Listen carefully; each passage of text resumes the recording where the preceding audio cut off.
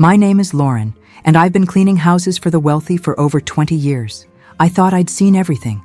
Affairs, addictions, family feuds hidden behind perfect smiles. But nothing prepared me for what happened last Tuesday evening in the marble foyer of the Morrison mansion. I was finishing up my usual routine, polishing the crystal chandelier that cost more than most people make in a year, when I heard something that made me freeze. Sobbing. Deep, broken sobbing coming from the library. In all my years working for the Morrison family, I had never heard such raw pain echoing through those pristine halls. Mr. Morrison, the son who owned this empire, was in Europe on business. His wife, Patricia, was at her charity gala. The house should have been empty except for me, but there was someone else here, someone in agony. I set down my cleaning supplies and followed the sound. The massive oak doors to the library were slightly ajar, and through the gap, I could see him, Charles Morrison Sr., and the family patriarch. The man who built the Morrison fortune from nothing was hunched over in his leather armchair, shoulders shaking with each sob. At 82, Charles Morrison Sr. was supposed to be untouchable. Forbes had called him the Steel Titan of Texas. Business magazines painted him as a man who never showed weakness, who crushed competitors without blinking. But here he was, falling apart. I should have walked away. That would have been the smart thing to do. I was just the help after all. A 45-year-old black woman who cleaned their toilets and organized their closets. But something in those sobs called to the mother in me, the human in me. I knocked gently. "Mr. Morrison? Sir, are you all right?" The sobbing stopped abruptly. I heard him clear his throat, trying to regain composure. "I'm fine, Lauren. Please, just give me a moment." But his voice cracked on my name, and I knew he was anything but fine. "Sir, can I get you anything? Some tea? Water? Just go, please." I should have listened. I should have respected the invisible line that separated us, billionaire and maid, employer and employee. Instead, I pushed the door open wider. "Mr. Morrison, in my 23 years of cleaning houses, I've learned that sometimes a person just needs someone to sit with them. No judgment, no questions, just presence." He looked up at me then, and I gasped. This man who commanded boardrooms, who had senators on speed dial, whose word could move stock markets, his eyes were completely broken, red-rimmed and hollow, like someone had reached inside and stolen his soul. Before you continue watching this story, make sure to subscribe to our channel and hit that notification bell so you don't miss any of our incredible true stories. We share new dramatic tales every week, and trust me, you won't want to miss what's coming next. Now back to what happened in that library. You wouldn't understand, Lauren. Try me, sir. Sometimes the biggest burdens are easier to carry when someone else knows they exist. He stared at me for a long moment, and I saw something shift in his expression. Maybe it was desperation. Maybe it was the need for absolution that age brings. Or maybe he just couldn't carry whatever was eating him alive for another second. "My son," he whispered, and fresh tears started falling. "Robert, he thinks he built this empire. He thinks he's the golden child who inherited my business sense." I moved closer, my cleaning uniform feeling suddenly insignificant against the weight of his pain. "What do you mean?" Charles Morrison Sr. looked at me with eyes that held decades of guilt. "Lauren, what I'm about to tell you, it will destroy everything. Everything Robert believes about himself, about this family, about who we really are." My heart started pounding. In my years of working for wealthy families, I'd overheard plenty of secrets, affairs, tax evasion, family disputes. But something about the way he was looking at me, like I was his last chance at redemption, told me this was different. "I'm listening, Mr. Morrison." He took a shuddering breath, and when he spoke, his voice was barely a whisper. "Robert isn't my biological son." The words hung in the air like a death sentence. I felt the ground shift beneath me, not because of what he'd said, but because of how he'd said it, like a man confessing his sins before dying. "Sir, there's more, Lauren, so much more. And if Robert ever finds out, it won't just destroy him. It'll destroy the life you depend on, the job that feeds your family. But I can't take this to my grave without someone knowing the truth." He reached out then, his aged hand grasping mine with surprising strength. His skin was paper thin, but his grip was desperate. "Will you listen? Will you let an old man unburden himself to someone who sees this family for what we really are instead of what we pretend to be?" I squeezed his hand back, feeling the weight of whatever was coming settle on my shoulders. "I'm here, Mr. Morrison. I'm listening." He closed his eyes as if gathering strength for what came next. "Lauren, Robert's real father. He was your husband." The world stopped. Everything stopped. The grandfather clock in the corner, the hum of the air conditioning, my heartbeat, my breathing, everything just ceased to exist. Because my husband had been dead for 15 years, and I had never, not once, suspected. The silence stretched between us like a chasm. I stared at Charles Morrison Sr., certain I had misheard him, certain that grief or age had confused his words, but his eyes held mine with terrible clarity. "My husband?" I whispered, my voice barely audible. "Marcus? Marcus Williams?" He nodded slowly, fresh tears spilling down his weathered cheeks. "You were married to him for 8 years before he died in that construction accident. You had 3 children together." My legs gave out. I sank into the chair across from him, my mind reeling. Marcus, my Marcus, who worked construction during the day and studied business at night. Marcus, who kissed me goodbye every morning and promised we'd have our own home someday. Marcus, who died when a crane collapsed on a downtown project 15 years ago. "That's impossible," I said. But even as the words left my mouth, pieces started clicking into place. Terrible, impossible pieces. "Patricia and I had been trying to have children for 5 years, Charles continued, his voice gaining strength as if confession was purging poison from his system. 5 years of doctors, specialists, treatments. Nothing worked. I was sterile, Lauren.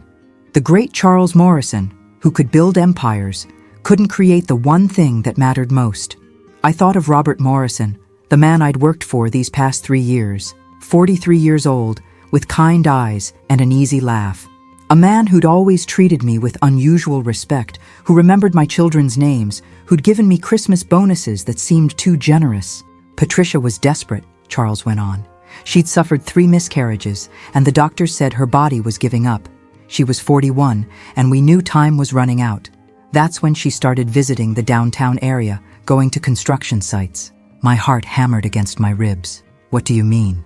She would watch the workers during their lunch breaks. She said she was looking for someone suitable, someone who looked enough like me that a child might pass as mine, someone intelligent, because she heard them talking about night school, about dreams bigger than construction work. The room started spinning. I gripped the arms of the leather chair, my knuckles white. She chose Marcus. The words hit me like a physical blow. I doubled over, gasping. All those late nights Marcus claimed he was studying. All those times he came home smelling different. Not like sawdust and sweat, but like expensive perfume and guilt. How? The word came out as a broken whisper. She seduced him. Slowly, carefully. She would show up at the job site with coffee for the crew, singling him out for conversation. She learned about his dreams, his family, his struggles. She made him feel important, successful, special. I was going to be sick. 28 years of marriage, and I'd never suspected. Never imagined that my faithful, hard-working husband was living a double life. She told him she was unhappily married to an older man. She said her husband traveled constantly, that she was lonely. She played the part of the neglected rich wife perfectly. And Marcus believed her? Charles nodded, his face crumpling with shame. She rented an apartment downtown, told him it was her escape from her marriage. For 6 months they met there twice a week. She convinced him it was love. I wanted to hate Marcus, wanted to rage at his betrayal. But all I could think about was how Patricia Morrison must have seemed like a fantasy to a man working construction to pay for night school. Beautiful, sophisticated, wealthy. Everything I wasn't. When she got pregnant, she ended it immediately. Told Marcus it had been a mistake, that she was going back to her husband. She paid him $5,000 to never contact her again. $5,000. The amount echoed in my head. I remembered that money. Marcus had come home with it 3 days after Patricia supposedly ended their affair. He'd said he'd won it in a poker game, that we could finally put a down payment on a house. We'd bought our little 3-bedroom home with that money. The home where I'd raised our children, where I'd grieved his death, where I still lived today. It was built on his betrayal and her manipulation. Marcus never knew about Robert? Never. Patricia came to me with the pregnancy, and I was so desperate for an heir that I didn't care how she'd gotten pregnant. We moved to Europe for 8 months, claimed it was for business. When we came back, Robert was born early. I stared at this man who'd just destroyed everything I thought I knew about my life. Why are you telling me this now? Because I'm dying, Lauren. The words dropped like stones into still water, ripples of shock spreading through me. Pancreatic cancer. 6 weeks, maybe 8 if I'm lucky. And Robert, God help me, Robert is planning to run for governor. My breath caught. Robert Morrison had been in the news lately, political speculation swirling around his name. The media loved him. Successful businessman, philanthropist, family man.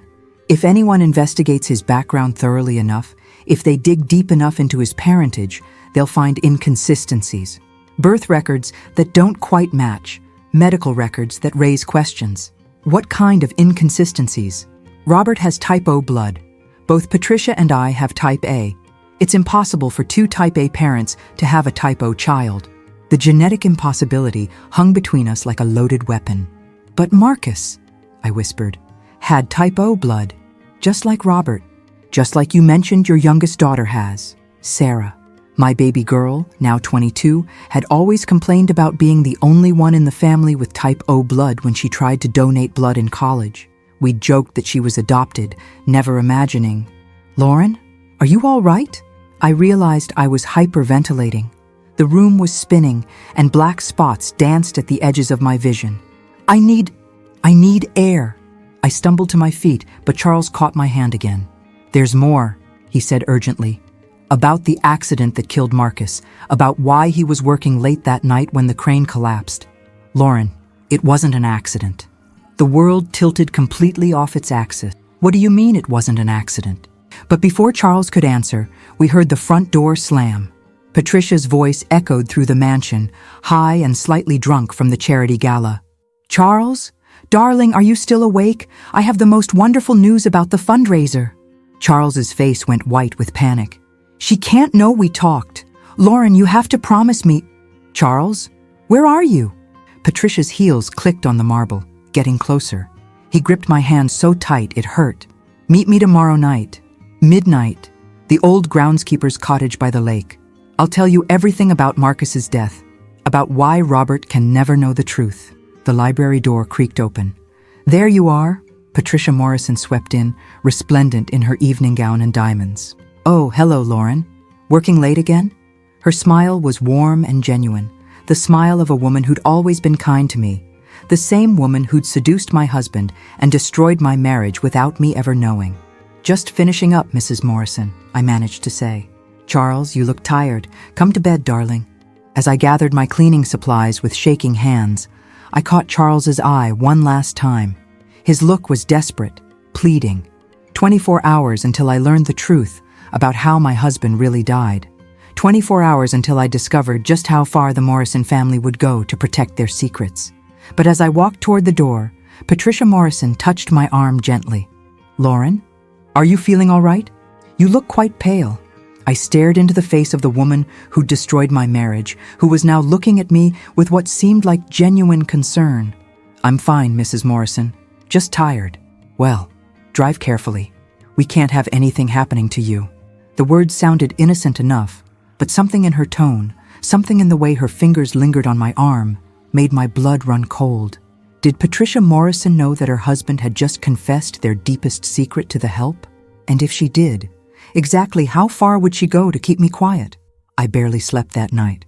Every time I closed my eyes, I saw Marcus's face, heard Patricia Morrison's voice, felt the weight of Charles's terrible confession. By morning, I'd made a decision that probably wasn't smart, but felt necessary. I called in sick.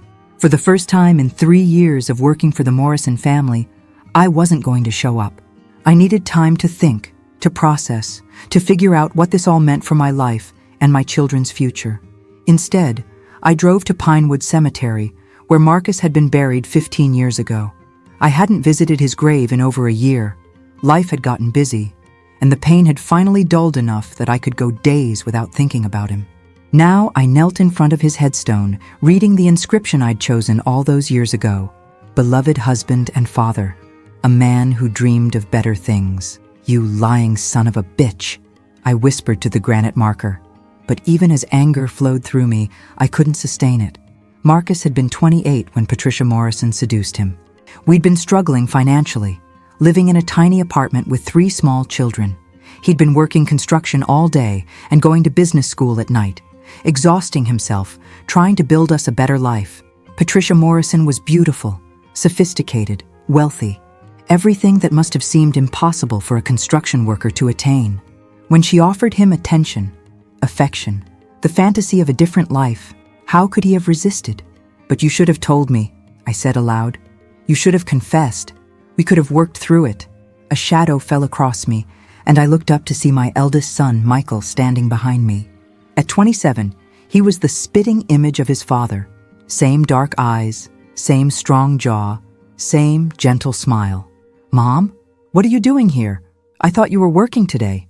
I'd texted him when I called in sick, asking if he could meet me. Michael was a nurse at Houston Methodist, working the night shift, so mornings were his free time. I needed to see your father, I said, struggling to my feet. Michael, I need to ask you something, and I need you to be honest with me. Sure, Mom.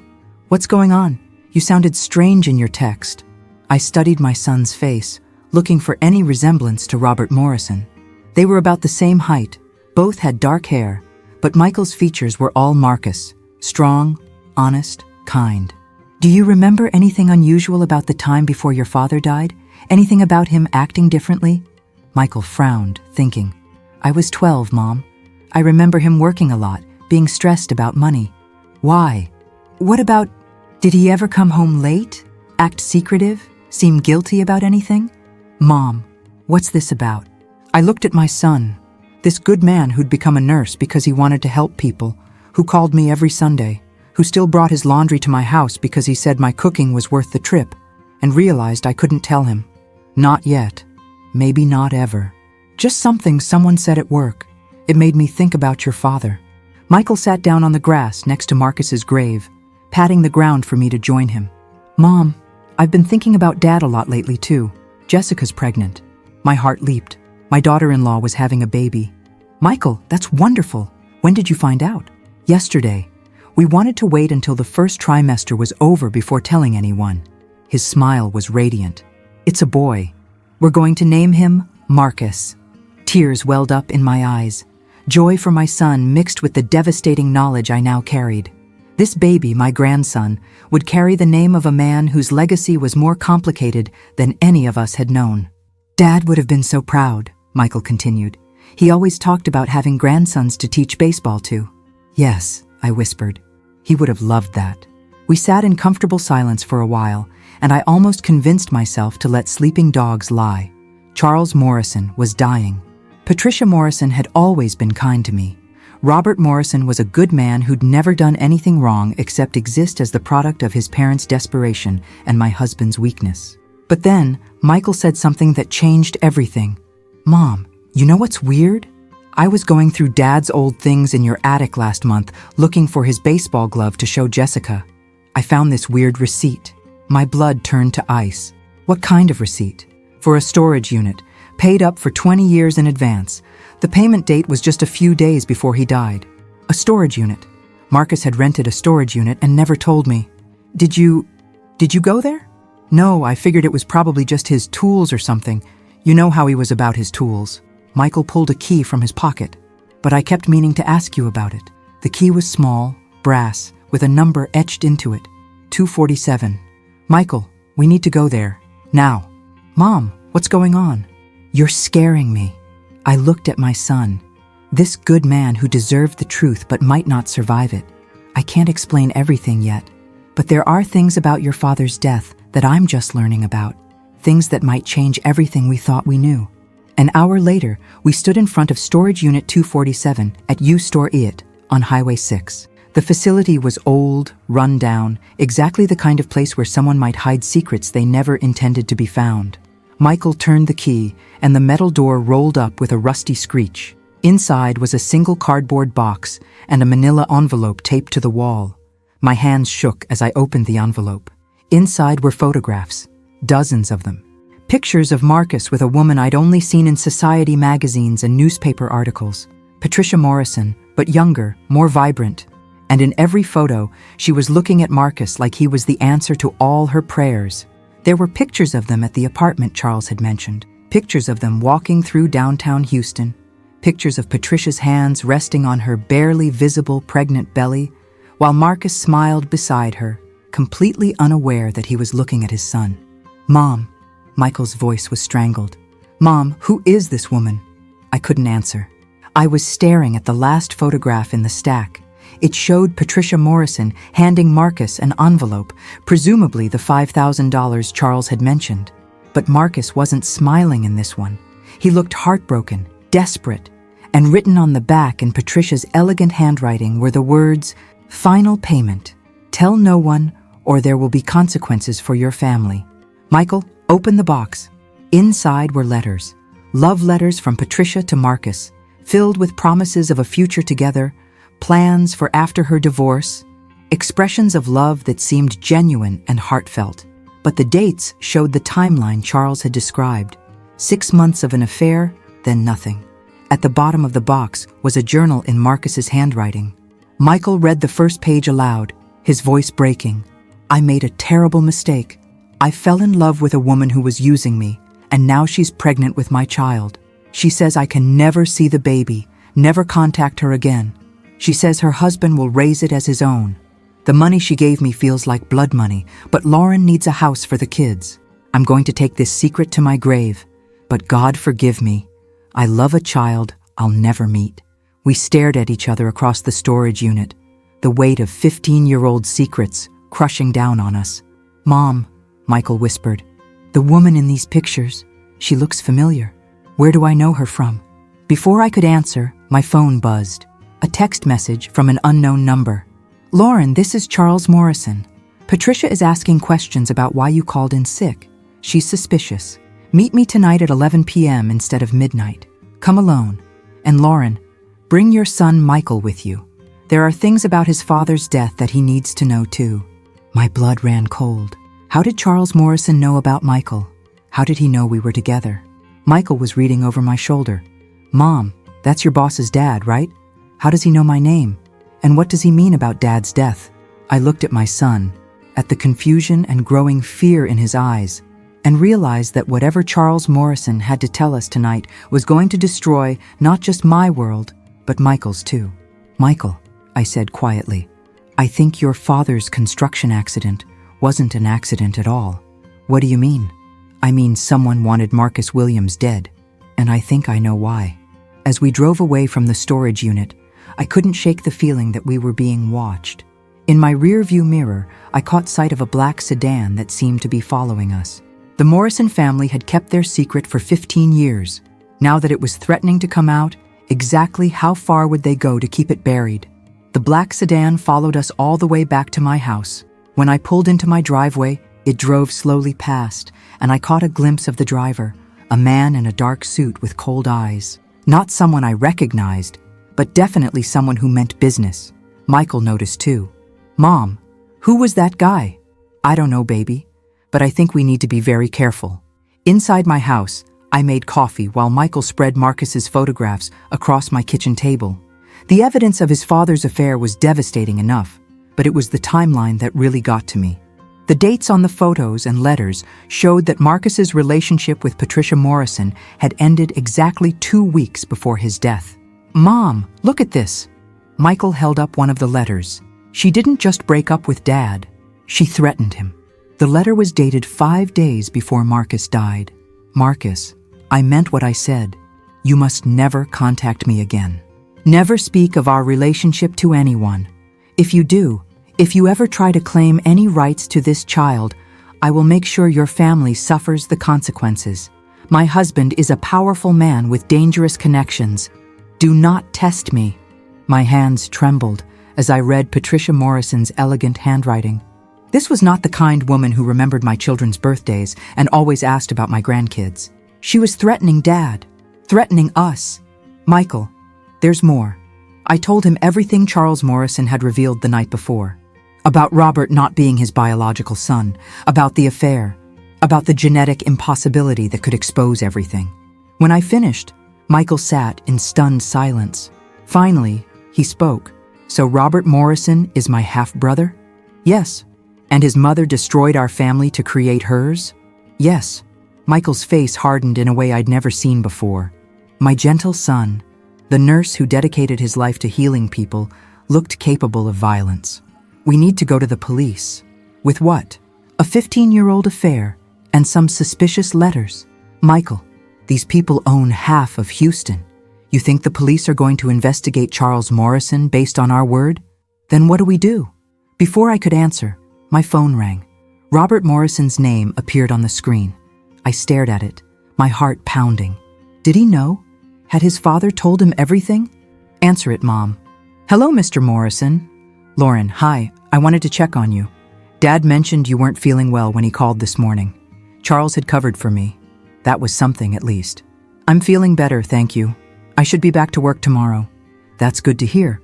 Actually, I wanted to invite you to something. We're having a family dinner tomorrow night. Dad's idea. He specifically requested that you join us. Said you've been like family to us for years. A family dinner. With the man who was my son's half-brother, the woman who'd seduced my husband, and the dying patriarch who wanted to confess everything before he passed. That's very kind, Mr. Morrison, but I don't think... Dad was quite insistent. He said it was important. Very important. The emphasis on those last words told me this wasn't a request. Of course. What time? 7 o'clock. And Lauren? Dad asked me to tell you to bring Michael. He said he has something special he wants to discuss with both of you. The line went dead. I stared at the phone, my mind reeling. He wants us both there tomorrow night, I told Michael. Good. I want to look Robert Morrison in the eye and see if he knows what his parents did. That afternoon, while Michael was at work, I did something I'd never done before. I searched the internet for information about Marcus's construction accident. What I found made my blood run cold. The crane collapse that killed my husband had been ruled accidental, but the investigation notes were troubling. The crane had been inspected just 2 days before the accident and passed with flying colors. The collapse occurred during a night shift when only 3 workers were supposed to be on site, but Marcus was there alone, working overtime on a project that wasn't scheduled to be completed for another week. Most damning of all was a witness statement buried deep in the police report. A security guard from a nearby building reported seeing a woman in an expensive car parked across from the construction site about an hour before the crane collapsed. He described her as well-dressed, blonde, driving a white Mercedes. Patricia Morrison drove a white Mercedes. I printed out everything I could find, building a file that painted a very different picture of my husband's death than the one I'd believed for 15 years. As evening approached, I found myself torn between fear and anger. Fear of what Charles Morrison would tell us tonight, and anger at the 15 years of lies I'd lived with. At 10:30 p.m., Michael and I drove to the Morrison estate. The groundskeeper's cottage was a small building near the lake, isolated from the main house by trees and gardens, perfect for a secret meeting. Charles Morrison was already there, sitting in an old wooden chair, looking frailer than he had the night before. He'd aged years in the span of 24 hours. "Lauren, Michael." He nodded at my son. "You look just like your father." Michael stepped forward, and I could see the anger radiating from him. "Mr. Morrison, my mother told me what you said about Robert, about the affair. I want to hear about my father's death." Charles gestured for us to sit. "What I'm about to tell you will change everything. About your father, about my family, about the last 15 years of your lives. Just tell us," Michael said coldly. "Marcus was going to tell you, Lauren. The day he died, he had decided to confess everything. He was planning to tell you about the affair, about the child, about the money. He couldn't live with the guilt anymore." My heart clenched. Marcus had been planning to tell me the truth. Patricia found out. She had been watching him, having him followed since she ended the relationship. She knew about the storage unit, knew he was keeping evidence of their affair. How did she find out he was going to confess? She was having his phone tapped, old-fashioned surveillance, when she heard him call you and ask you to meet him for dinner after his shift. When she heard the pain in his voice, she knew what he was planning. The room fell silent except for the sound of Michael's heavy breathing. She couldn't let him destroy Robert's future. Robert was only 2 years old, but Patricia was already planning his political career. A scandal like this would have ruined everything. So she killed him, Michael said flatly. Not directly. Patricia had connections. People who owed the Morrison family favors. People who could arrange accidents. Charles reached into his jacket and pulled out a manila folder. These are the surveillance photos from that night. They show Patricia's car at the construction site. They show her meeting with a man named Vincent Corelli. He worked for a company that did facility maintenance for several Morrison properties. I opened the folder with shaking hands. The photos were grainy, but clear enough. Patricia Morrison, in a white coat, talking to a man beside the construction crane. The timestamp showed 11:47 p.m., 13 minutes before the crane collapsed. Corelli disabled the safety mechanisms on the crane, made it look like mechanical failure, but targeted to collapse when someone activated the controls. Patricia made sure Marcus would be alone on the site, working late. She murdered him, I whispered. Yes, to protect a secret that wasn't even her husband's fault. To protect a son who didn't know he needed protecting. Michael stood up abruptly, pacing to the window. Does Robert know? Any of it? Nothing. Robert believes he's my biological son. He has no idea about Marcus, about you, about any of this. What about Patricia? Does she know we know? Charles's face went white. That's why I moved our meeting up. Patricia has been asking questions about why you called in sick, why you seemed upset Monday night. She's suspicious. And? Vincent Corelli died in a car accident 3 months ago. Very convenient timing. Just as my health was failing and I was getting sentimental about making confessions. The implication hit me like a sledgehammer. Patricia Morrison was eliminating loose ends. She's not going to let us walk away from this, is she? Michael asked. Before Charles could answer, we heard a car door slam outside. Then another, and another. Charles struggled to his feet, panic in his eyes. That's not supposed to be anyone. Patricia said she was staying in town tonight, shopping with friends. Through the cottage window, I saw headlights cutting through the darkness. Multiple vehicles. Men in dark suits getting out, walking purposefully toward the cottage. Charles? Patricia Morrison's voice called from outside, sweet and deadly. Are you in there, darling? I brought some friends. We need to have a little chat. Charles grabbed my arm with surprising strength. There's a back door. Take Michael and run. Get to the main road, call the police. What about you? I'm 82 and dying. You have your whole life ahead of you. Go. But before we could move, the cottage door exploded open. Patricia Morrison stood in the doorway, flanked by 3 men who definitely weren't part of any legitimate business operation. She was still beautiful, still elegant, but there was something in her eyes that I'd never seen before. Something cold and calculating and absolutely ruthless. Hello, Lauren. Michael. She smiled, and it was the most terrifying thing I'd ever seen. I think it's time we all had a little family reunion. Patricia Morrison stepped into the cottage like she owned it, which I supposed she did. Behind her, the 3 men spread out, blocking any possible exit. They weren't wearing suits now. They were dressed like maintenance workers, but their eyes held the coldness of killers. Patricia, what are you doing? Charles's voice was weak but defiant. What I should have done 15 years ago, darling. What I should have done the moment you started getting sentimental about our family secrets. She walked over to him, her heels clicking on the wooden floor. Did you really think I didn't know about your little confessions? About your guilt? She turned to face Michael and me.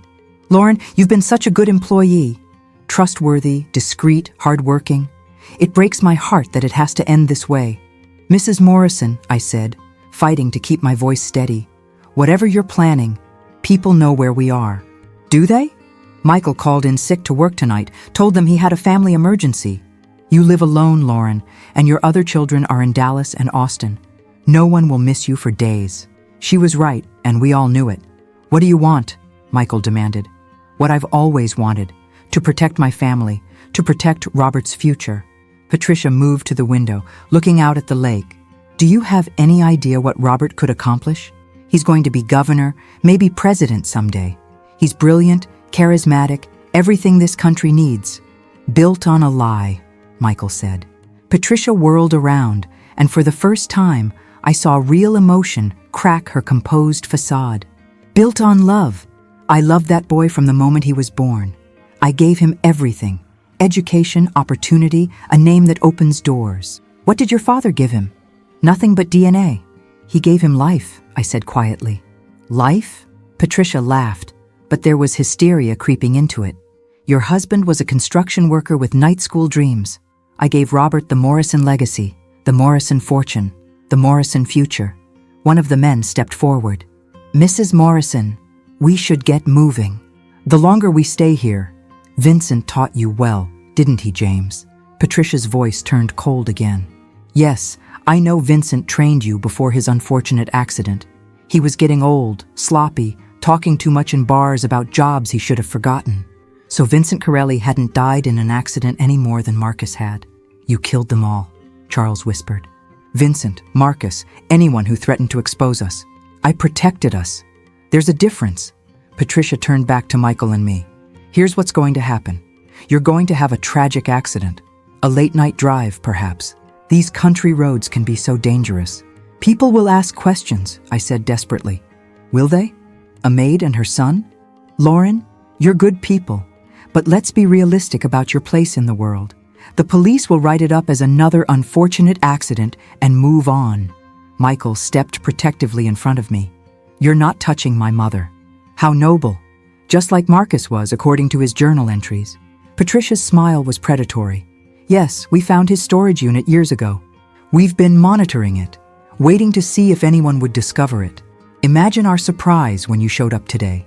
They'd been watching us, following us. We'd walked right into their trap. The question is, Patricia continued, what do we do about Robert? Charles struggled to his feet. Patricia, Robert is innocent in all this. Leave him out of it. Oh, Charles, sweet, naive Charles. Robert isn't innocent anymore. The words hung in the air like a death sentence. What do you mean? I whispered. I mean, Robert knows, Lauren. He's known for 3 years. The cottage fell silent except for the sound of my heart hammering against my ribs. That's impossible, Charles said. I never told him. You never told him. I didn't have to. Robert had his DNA tested when he was considering running for governor. Just a precaution. Politicians have to be prepared for anything. When the results came back showing he couldn't possibly be Charles's son, he came to me for answers. Michael made a sound like he'd been punched in the gut. I told him everything. About the affair, about Marcus, about how desperately we wanted him. And do you know what he said? Patricia's eyes gleamed. He said he understood. He said he was grateful that I'd loved him enough to give him the best possible life. And Marcus's murder? Charles's voice was barely audible. I may have embellished that part. I told Robert that Marcus was threatening to expose everything, to destroy our family, to take Robert away from us. I told him Marcus was going to blackmail us. Lies. More lies to justify murder. Robert helped plan Vincent's accident, Patricia continued casually. He has excellent connections in the construction industry now, you know. Very easy to arrange mechanical failures. The man I'd worked for, the man I'd respected, the man who was my son's half-brother, he was a killer too. But Robert drawing attention to himself with a political campaign while there are still loose ends, well, that's problematic. We're not loose ends, Michael said fiercely. We're people. We have families, lives, people who love us. Had, Patricia corrected.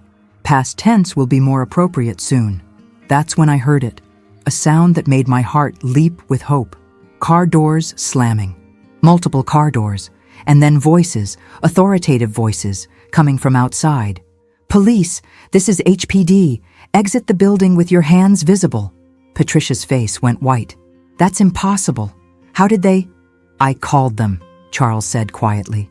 He held up his phone. Emergency GPS tracking. I activated it when I heard your cars coming.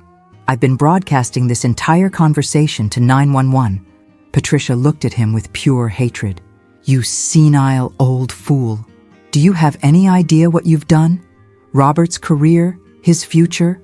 Robert made his choices. He chose to be part of your murder conspiracy instead of facing the truth like a man. The cottage door burst open again, but this time it was Houston police officers, weapons drawn.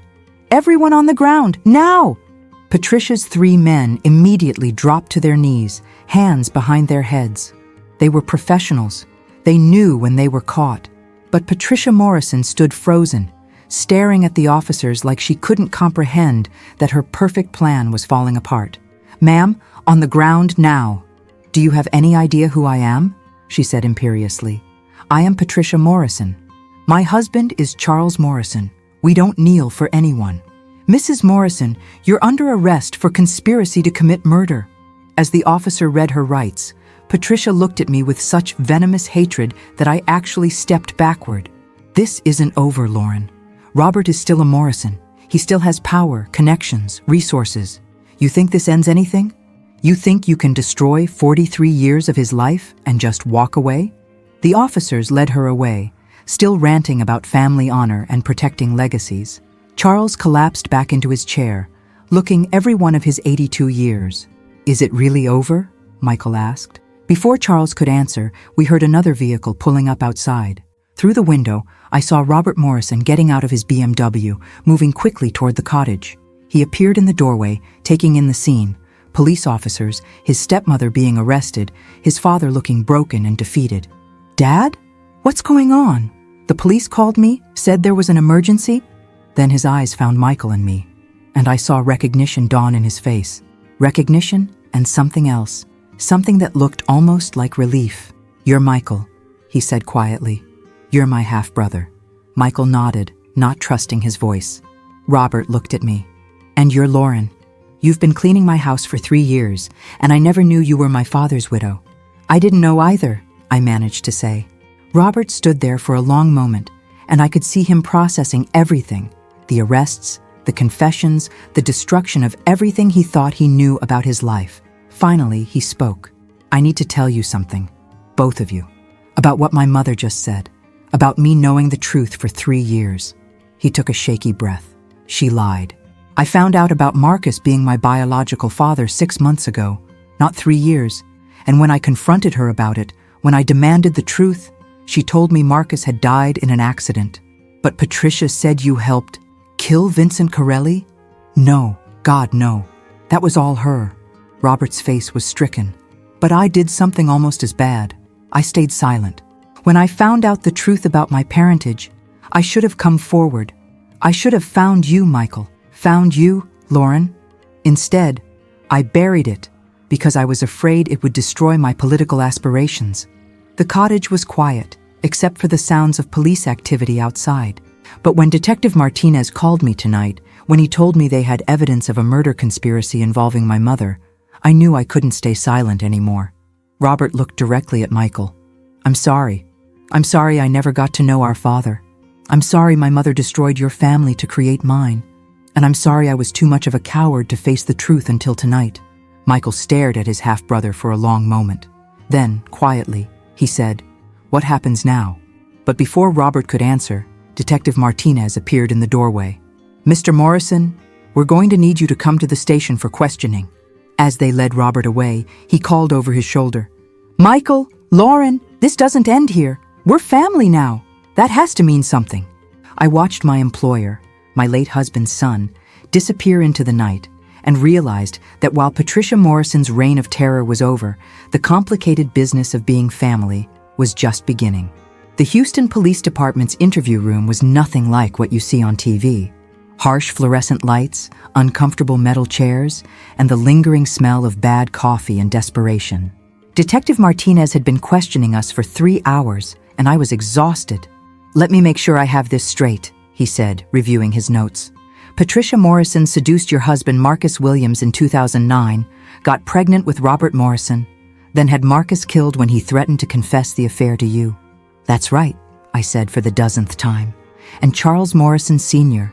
has been carrying this guilt for 15 years, finally deciding to confess because he's dying of cancer." "Yes," Michael squeezed my hand. "We'd been through this timeline over and over, providing every detail we could remember. The problem we have," Detective Martinez continued, "is that most of our evidence is circumstantial. The photos from the storage unit prove an affair, but not murder. Charles Morrison's testimony is valuable, but he's admitted he wasn't directly involved in the killing. What about the surveillance photos he showed us? The ones of Patricia at the construction site? We're still trying to locate those. Charles says he hid them somewhere safe, but his cancer medication is affecting his memory. He can't remember where he put them. My heart sank. Without those photos, would Patricia Morrison walk free? However, Detective Martinez smiled. We do have some good news. Vincent Corelli may be dead, but he was paranoid. Before he died, he made copies of everything. Photos, recordings, even video footage from that night in 2009. Where? Safety deposit box. His brother found the key in Vincent's effects and turned everything over to us this morning. Relief flooded through me. Marcus was finally going to get justice. There's something else, the detective continued. Robert Morrison has been extremely cooperative. He's waiving attorney-client privilege, turning over financial records, anything we need to build the case against his mother. What will happen to him? Probably nothing criminal. He genuinely didn't know about the murders until recently, and withholding family secrets isn't illegal, just morally questionable. A knock on the door interrupted us. Another officer entered, whispered something to Detective Martinez, then left. Well, Martinez said, looks like this case just got more interesting. What do you mean? Patricia Morrison wants to make a deal. She's offering to confess to everything. Marcus's murder, Vincent Corelli's death, the whole conspiracy, in exchange for a guarantee that Robert won't face any charges. The protective mother, even in handcuffs and facing life in prison, was still trying to shield her son. Will you take the deal? That's up to the DA. But between you and me, we've got enough evidence to convict her anyway. The confession would just make the trial shorter. 2 hours later, Michael and I finally walked out of the police station into the bright Houston morning. Everything felt different. The sunlight seemed sharper, the air cleaner, like 15 years of poison had finally been purged from our lives. Mom, Michael said as we got into my car, I need to ask you something. What, baby? Do you forgive him? Dad, I mean. I thought about it for a long moment. I don't know yet. He made a terrible mistake, but he was trying to fix it when she killed him.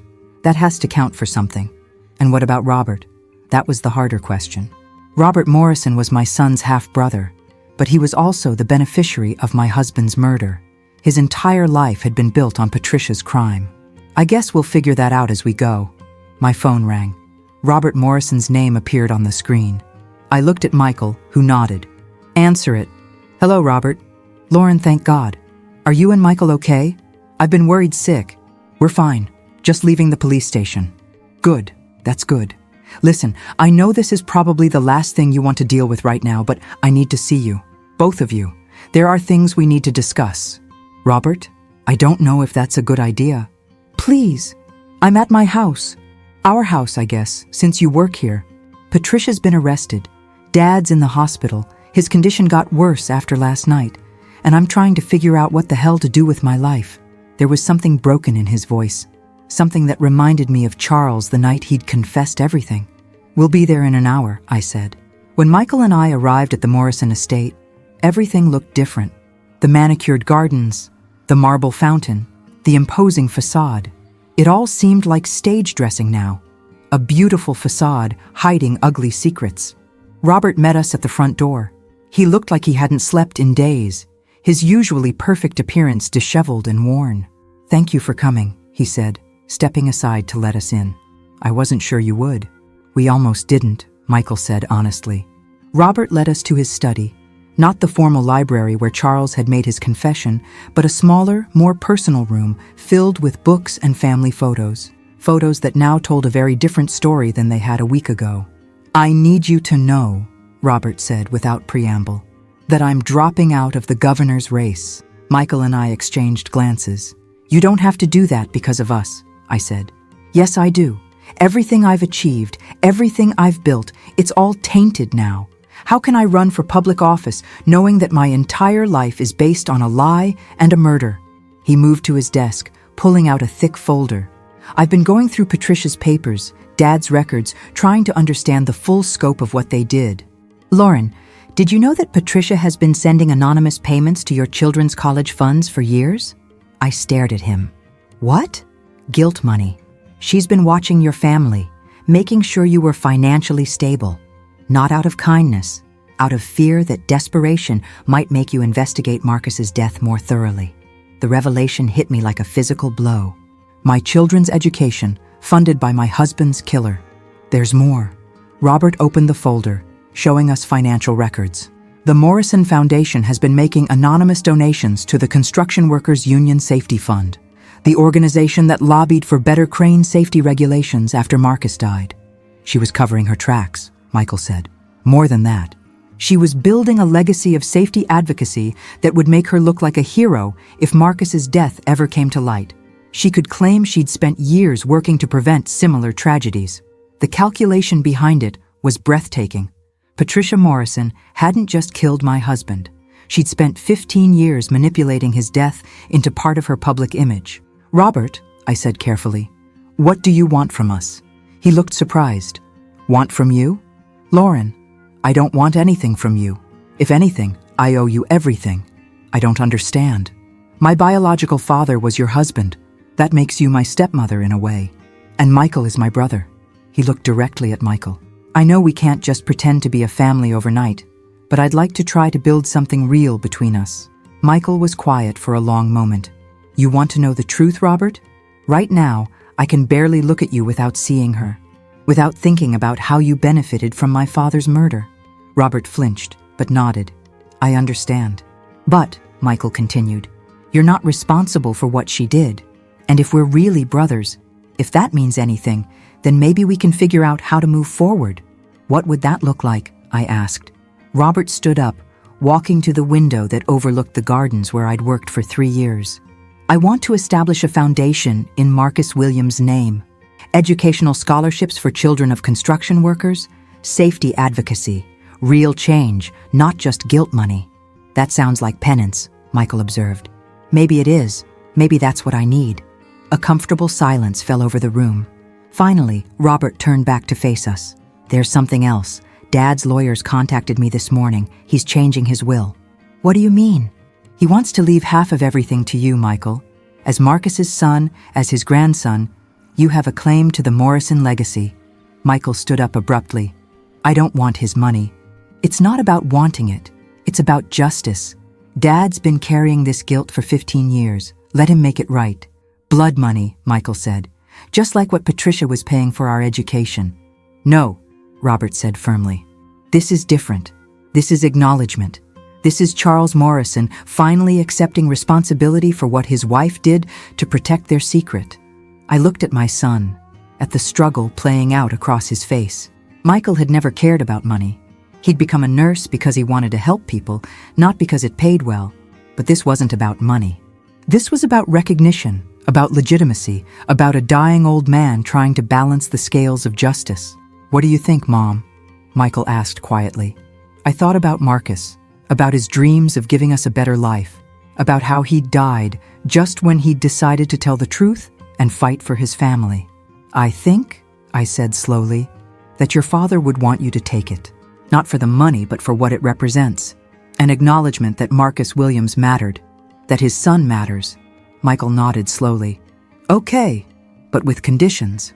"What conditions?" "The foundation Robert mentioned. It has to be real, not just a tax write-off or a PR move. I want to be involved in running it. I want to make sure it actually helps people." Robert smiled for the first time since we'd arrived. "Deal." As we prepared to leave, Robert caught my arm gently. "Lauren, I have to ask, do you think you can ever forgive me? For staying silent when I should have spoken up? For being a coward when you deserved the truth?" I looked at this man who was my son's half-brother, who had lived his entire life as the product of my husband's affair and murder. He wasn't responsible for Patricia's crimes, but he had made choices that prolonged our pain. "Ask me in a year," I said, "after I see what kind of man you choose to be now that you know the truth." It wasn't forgiveness, but it was a beginning. As Michael and I drove home, I realized that while Patricia Morrison's secrets had finally been exposed, the real work was just starting. Learning to be a family with Robert Morrison, deciding what to do with unexpected wealth, figuring out how to honor Marcus's memory. But for the first time in 15 years, the future felt like something we could shape instead of something that just happened to us. And that, I thought, was what Marcus would have wanted most of all. 3 months later, I stood in the offices of the Marcus Williams Foundation, watching Michael review grant applications from construction workers' families seeking educational assistance. The irony wasn't lost on me. We were working out of space donated by Morrison Industries, using money that had originally come from Patricia's manipulation and murder. But somehow, it felt right. Like Marcus's death was finally serving a purpose beyond just keeping secrets. "Mom, look at this one." Michael held up an application. 17-year-old girl from Beaumont. Her dad died in a refinery accident, but she wants to study engineering so she can improve industrial safety. "Approved," I said without hesitation. "You didn't even look at her grades." "Don't need to. Her heart's in the right place." Michael smiled. Dad would have liked that. The door to our office opened, and Robert Morrison walked in carrying coffee for all three of us. It had become a ritual. Every Wednesday morning, we met to review foundation business, and Robert brought coffee from the little shop where Marcus used to study during his night school breaks. "How are we doing on the scholarship fund?" Robert asked, settling into his chair. "We've approved 12 scholarships this month," I replied. "But I think we need to expand beyond just education." "What do you mean?" Michael leaned forward. "Mom's been thinking about Dad's journal entries, about how he felt trapped by circumstances, how he might have made different choices if he'd had more options. So we want to add emergency assistance to the foundation. Help families who are struggling financially before they get desperate enough to make choices that could destroy them." Robert was quiet for a moment, and I could see him processing the implications. We were talking about preventing the kind of desperation that had made Marcus vulnerable to Patricia's manipulation in the first place. That's brilliant," he said finally. "How much do we need to add to the budget?" Before I could answer, my phone buzzed with a text message that made my blood run cold. "Patricia Morrison has been granted bail pending appeal. Trial delayed indefinitely due to prosecutorial misconduct allegations." The coffee cup slipped from my hands, shattering on the floor. "Mom? What is it?" I showed them the message. Robert's face went white. "That's impossible. Martinez said the evidence was solid." Apparently, not solid enough. Michael was already on his phone, calling Detective Martinez.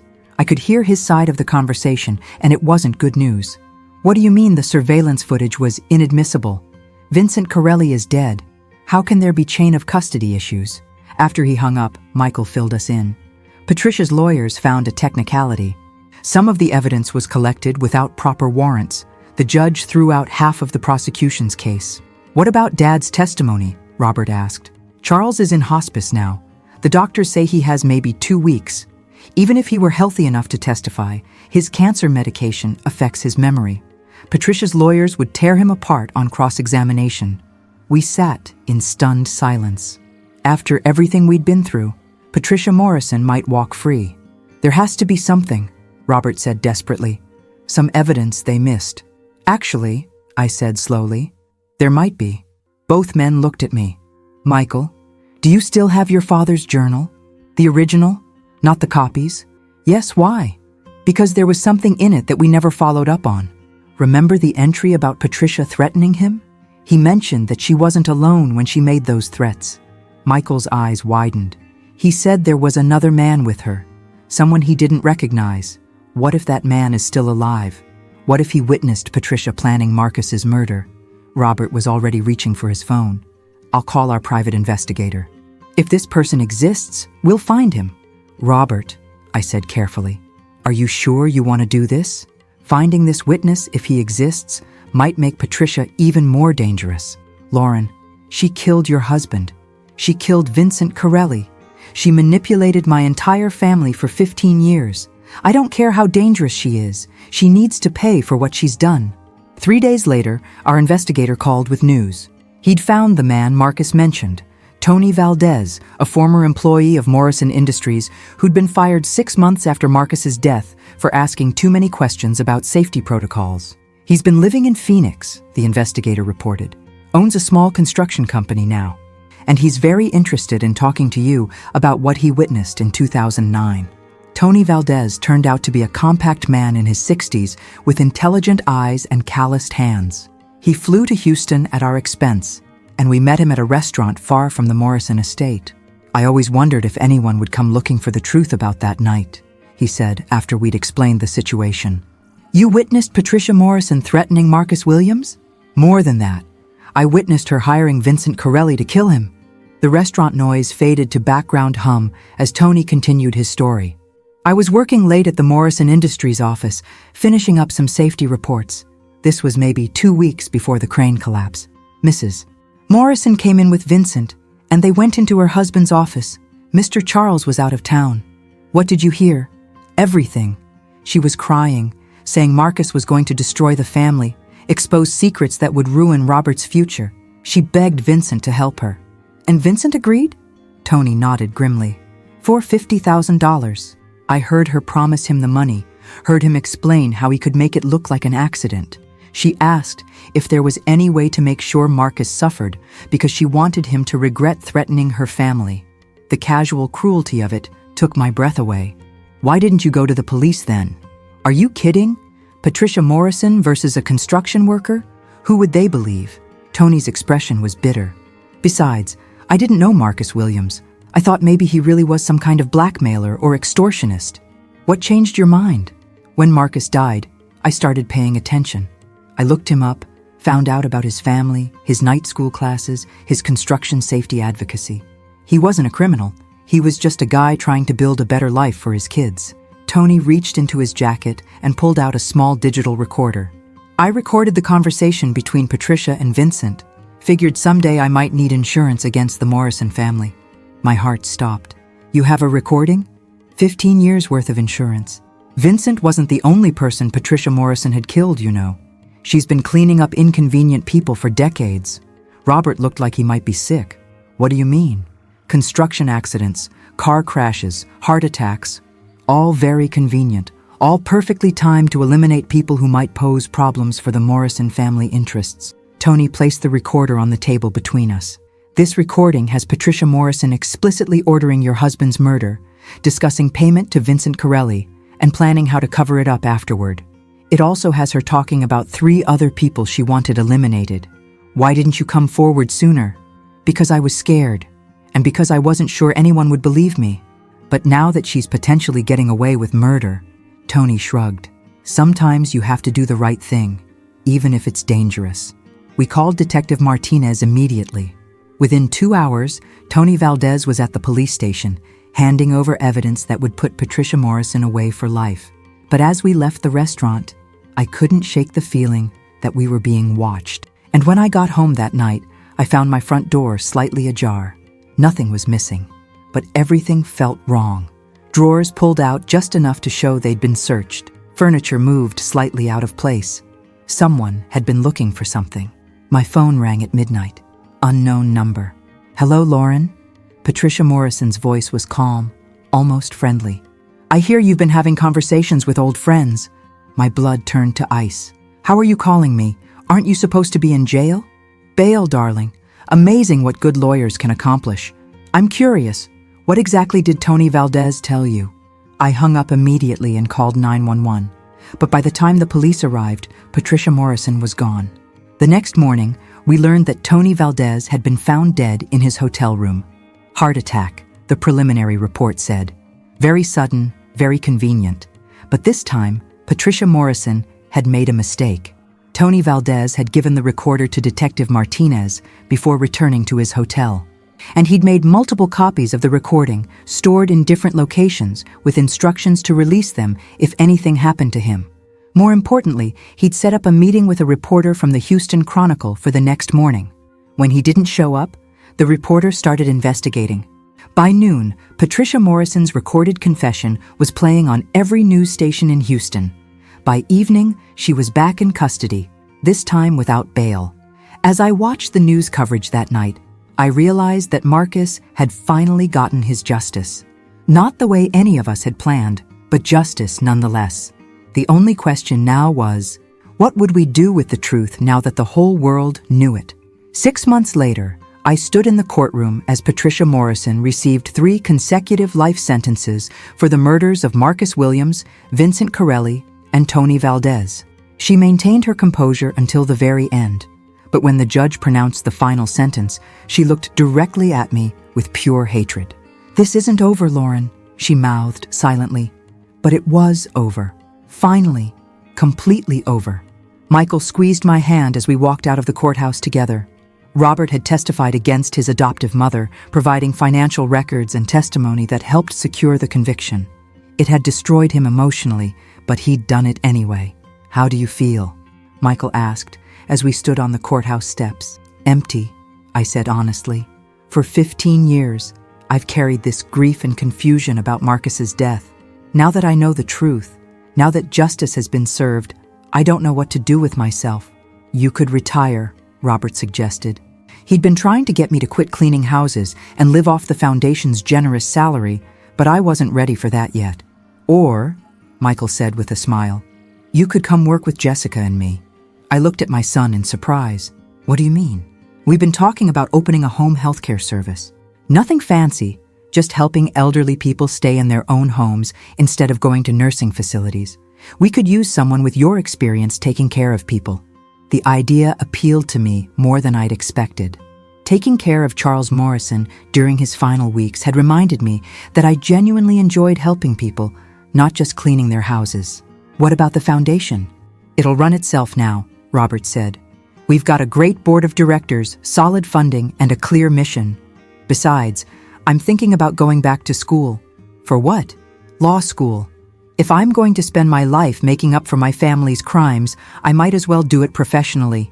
We walked to the parking garage together, 3 people who'd been thrown together by tragedy and somehow found a way to become family.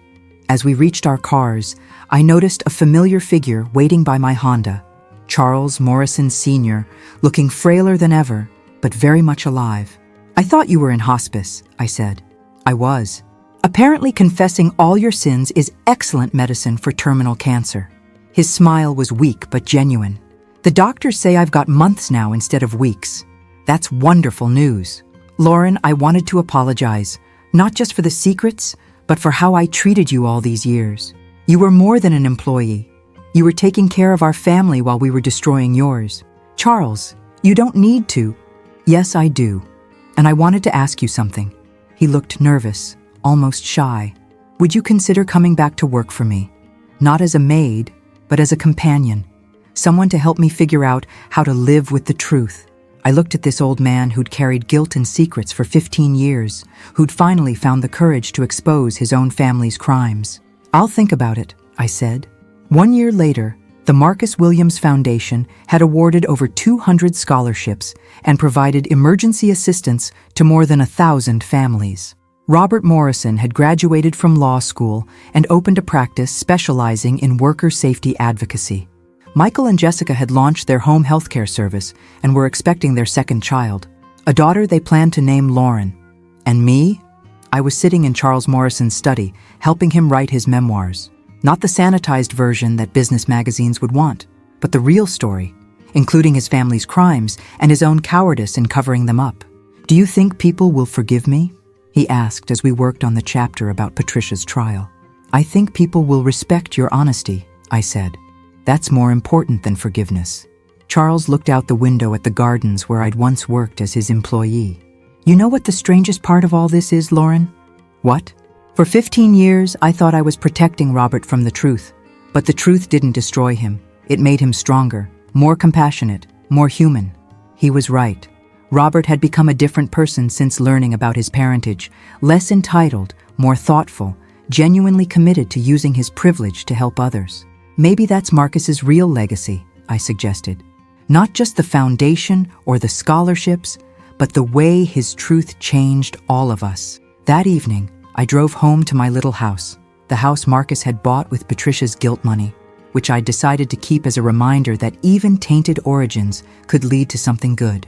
Michael and Jessica were there with their new baby, preparing dinner in my kitchen. Robert arrived just as we were sitting down, bringing flowers and a bottle of wine. As I looked around my table at this unlikely family, my son, my daughter-in-law, my grandchildren, and the man who was both my late husband's son and my former employer, I realized that Marcus would have been amazed by what had grown from the seeds of his secret. He'd made a terrible mistake, but he'd also created life. And that life had created more life, more love, more possibility than he could have ever imagined. "Where should we go for Marcus's birthday next month?" Jessica asked. We'd started a tradition of celebrating Marcus's birthday together, sharing stories about him so the grandchildren would know their grandfather. The construction site, Robert said quietly. The place where Morrison Industries is building the new Worker Safety Training Center. That's perfect, Michael agreed. Dad would love knowing that his death led to something that will save other people's lives. As we planned our commemoration, I felt something I hadn't experienced in 15 years. Peace. Not the peace of forgetting, but the peace of understanding. Marcus's story hadn't ended with his death. It had just begun. Outside, Houston glittered in the darkness, full of families with their own secrets and struggles. But in my little kitchen, surrounded by the family that grief and truth had given me, I felt grateful for every painful step that had brought us to this moment. After dinner, as Robert was getting ready to leave, he handed me an envelope. "What's this?" "Something I've been working on for months. A surprise." I opened it carefully. Inside was a deed to the little house where I'd raised my children. The house Marcus had bought with Patricia's money. "Robert, I don't understand. The house is yours now, free and clear. No mortgage, no strings attached. Marcus paid for it once. Now I'm making sure it truly belongs to his family." Tears welled up in my eyes. "You didn't have to do this." "Yes, I did. It's the least I can do for the woman who raised the man who gave me life." Michael looked over my shoulder at the deed. "Mom, this means you never have to worry about losing your home." "It means more than that," Robert said. "It means Marcus's sacrifice finally bought his family the security he always wanted to give them." As everyone said their goodbyes, I stood on my front porch watching my strange, wonderful family drive away into the Houston night. 3 generations brought together by secrets and lies, but held together by love and truth. Inside, I made myself a cup of tea and sat in Marcus's old chair, the one he'd studied in during those night school years when he was trying to build us a better future. I pulled out the last item from the storage unit, something I'd never shown anyone else. A letter addressed to me in Marcus's handwriting, with instructions not to open it unless something happened to him. I'd been carrying it around for months, afraid of what it might say. But tonight felt like the right time. "My dearest Lauren, if you're reading this, then I'm gone. And you've probably discovered the truth about my biggest mistake. I don't expect you to forgive me. I don't deserve it. But I need you to know that every day I didn't tell you the truth was another day I hated myself. Patricia Morrison made me feel like I could be someone important, someone successful. For 6 months, I lived in a fantasy where I wasn't just a construction worker with big dreams, but couldn't make them come true. I was ashamed of our life, of what I couldn't give you and the kids. But when she told me about the baby, when she cut me out of her life like I was nothing, I realized that what I'd been ashamed of was actually everything that mattered. You, Michael, Sarah, David. You were my real success. You were the life worth living. The money she gave me felt like blood money, but I took it because I wanted to give you something good from my mistake. I wanted that house to be a place where our children could grow up safe and happy. Lauren, if something happens to me, if this secret comes out, please don't let it destroy the good things we built together. Our children are beautiful and strong because of you, not because of my failures. Teach them that people make mistakes, but what matters is what we do after the mistake. I love you. I've always loved you. Everything good in my life came from loving you. Forever yours, Marcus. I sat in that chair for a long time, crying for the man I'd lost and the years of pain that could have been avoided if he'd just found the courage to tell me the truth. But I also cried with relief, because his letter proved what I'd hoped was true, that despite his affair, despite his lies, Marcus had loved us, had chosen us, had died trying to come back to us. At midnight, my phone buzzed with a text from Michael. "Love you, Mom. Dad would be so proud of the life you built after losing him." And for the first time since Charles Morrison had confessed his terrible secret in that library, I believed that was true. Marcus would be proud. Proud of the foundation that bore his name. Proud of the son who'd inherited his compassion. Proud of the family that had grown from the ashes of his mistakes. Most of all, he'd be proud that his death had finally meant something beyond just keeping secrets. I looked up at the framed photo of Marcus on the mantel, young, hopeful, holding baby Sarah in his arms, and whispered, "We're okay, Marcus. All of us. We're finally okay." Outside, Houston slept on, full of other families with their own secrets, their own struggles, their own chances for redemption. But in my little house, Marcus's house, our house, peace settled over me like a warm blanket. The terrible secret had finally been told. Justice had finally been served. And the family that remained was stronger for having survived the truth. At 45, I'd learned that love could survive betrayal, that families could grow from the most unlikely circumstances, and that sometimes the most devastating secrets, when finally revealed, could set everyone free. Marcus Williams had been gone for 15 years, but his real legacy, love, forgiveness, and the strength to keep building something beautiful from broken pieces, would live on in all of us. The story was finally over. Or maybe, I thought as I turned off the lights and headed to bed, it was finally beginning.